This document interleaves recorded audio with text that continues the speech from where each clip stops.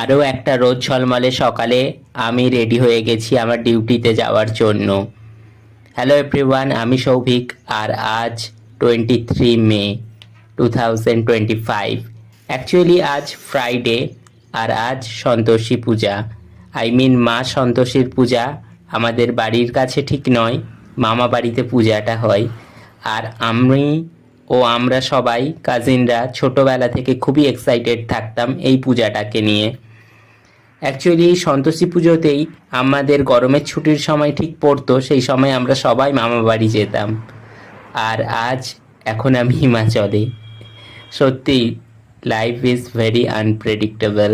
By the way, পরশু দিন তুমুল বৃষ্টির পর দূরের সবুজ পাহাড়গুলোকে আরও বেশি সবুজ মনে হচ্ছে।